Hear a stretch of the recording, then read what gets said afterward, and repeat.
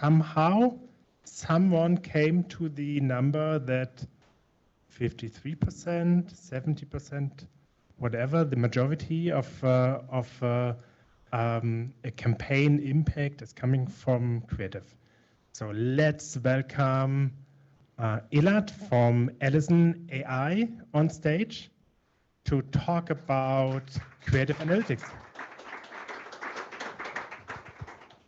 Good morning, Berlin. Good morning, Central Europe. Wow, it's like Eurovision, except I get 10 minutes and you don't have to hear me sing. It's a pleasure being here today. I'm the Director of Growth at Alison AI, and I'm here to tell you about the great innovation that Alison is doing in the realm of creative optimization, creative analytics. So a bit of background about myself. I've been in the online marketing, online advertising industry for the past 15 years. And I've had the opportunity to see the evolution that it went, both from a perspective of an advertiser, a perspective of an agency, and even a perspective of a platform. Now, before telling you about what Alison does, I want to tell you a quick anecdote. Both of my parents are computer science engineers for the past 40 years.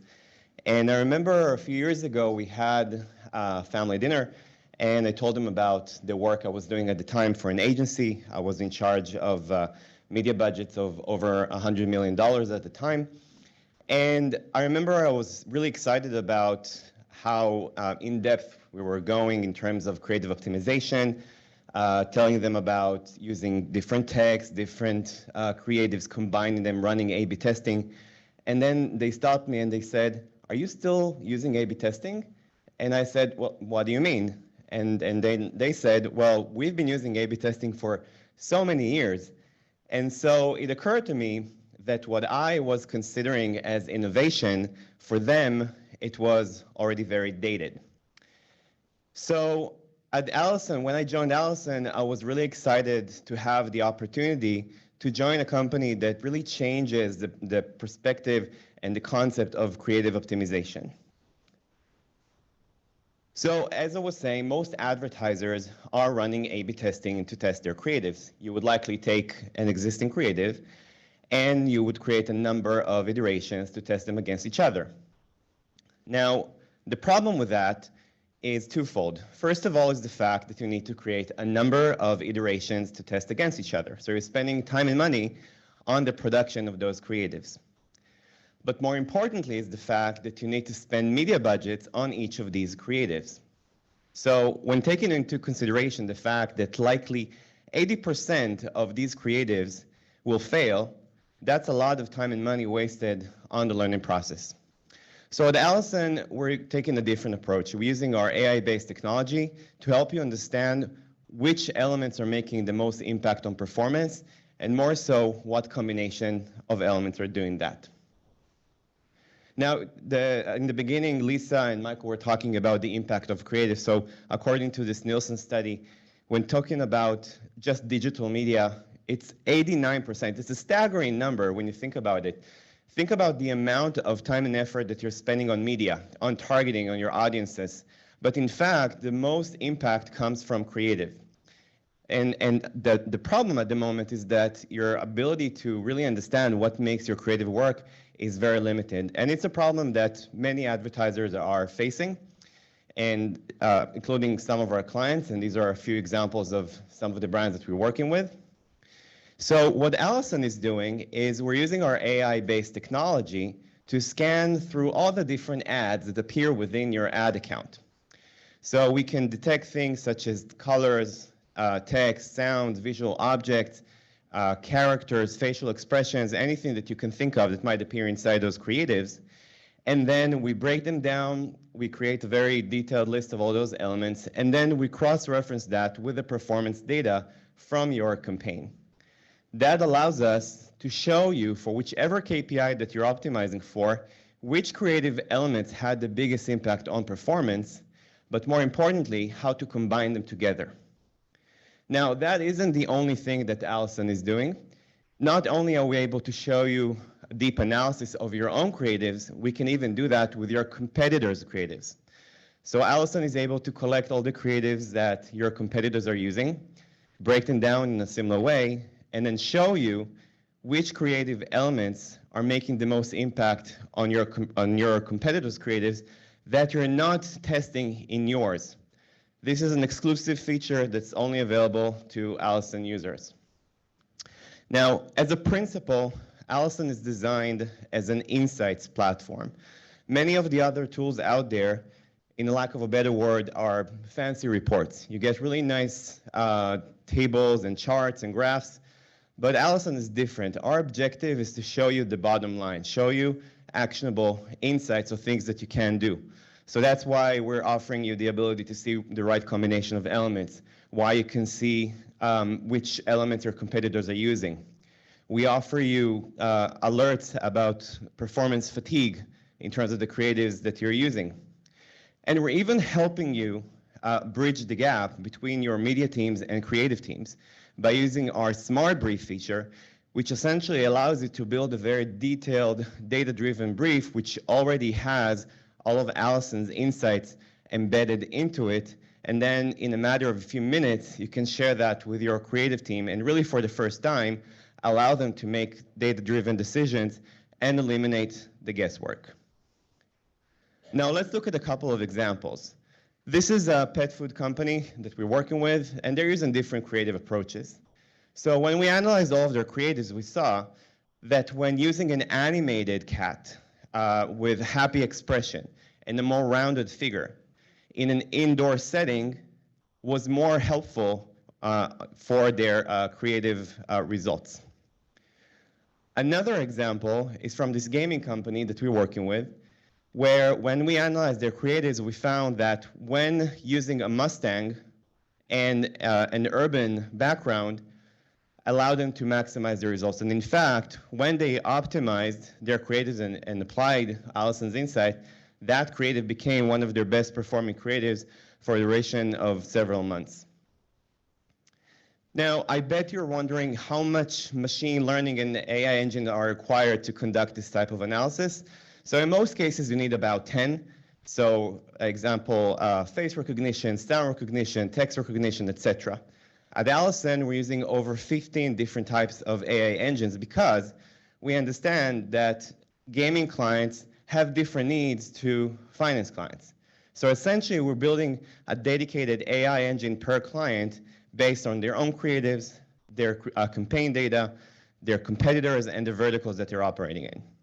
And we're seeing that in terms of the results, we're able to help our clients improve their ROAS by 3 times, increase their CTR by 200%, and decrease their testing budgets by 50%. Now let's talk about the future, because we've been talking a lot in this event and in general about generative AI.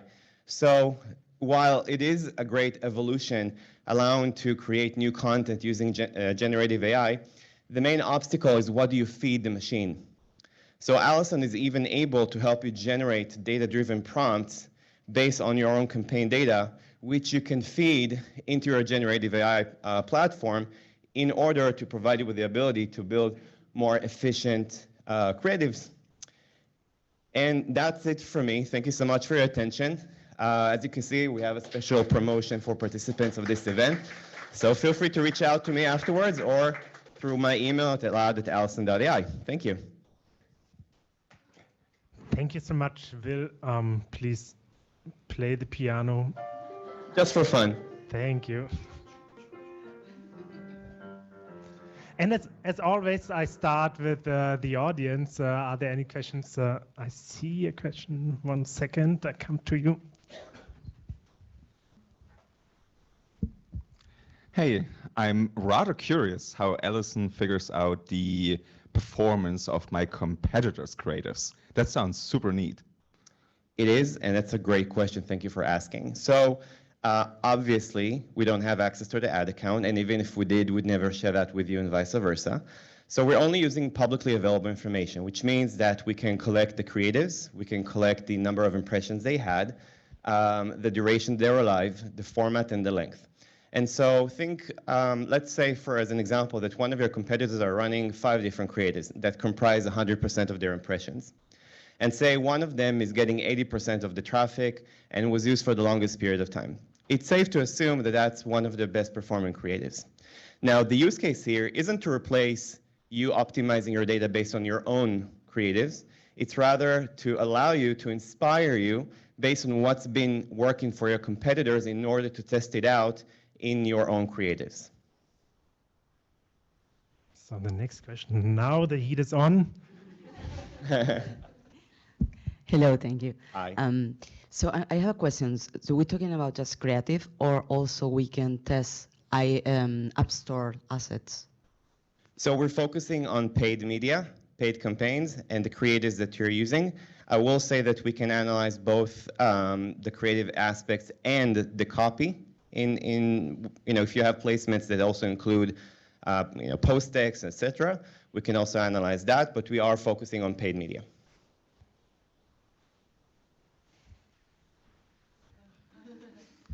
Hey, hi. Looks amazing what you do. Just a quick, really practical question. Like most of the times when you meet a new advertiser, you go down the hellhole that's their media library and account. How do you actually deal with that? Like people don't start from engineering or testing perspective. They start like with messing about with campaigns and whatnot. So how much of a hurdle that is to get started on the work on an account? So once we connect to your ad account, we have access to your historical data. So in most cases, when you have already ran a number of campaigns with different creatives, we can look at that historical data and provide you with insights based on that. In case you don't have any historical data for some reason, you can also rely on the competitive information as an additional layer of information for your decision making. But in most cases, we focus on your historical data. Thank you very much for your presentation, very insightful. In your experience, which industry profited the most so far from your expertise?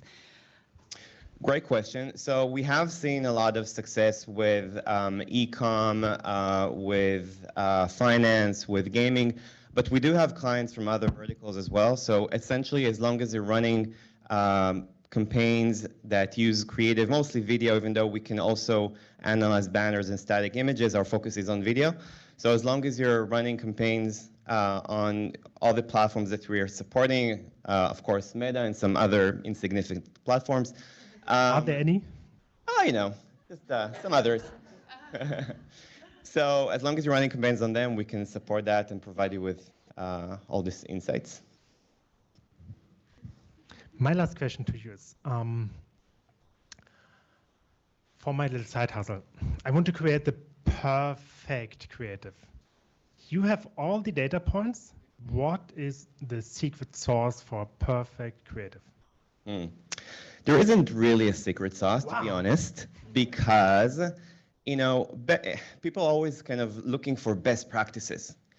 But best practices are great when you want to issue a nice report about a certain industry or a vertical or a market, and it's mostly nice for the marketing team, but not necessarily for the user acquisition team. What we suggest is that to focus on your own data. Each advertiser has different successes, different creatives, different audiences, and so we're suggesting that use your own data to optimize your creative. Use that additional layer of competitive information that you're providing to inspire you to test new things, and that would allow you to maximize your performance. Still a lot of work to do. Indeed. Thank you so much, Ilan. That's Thank you, your guys. applause. Thank you. And now we're coming back to more image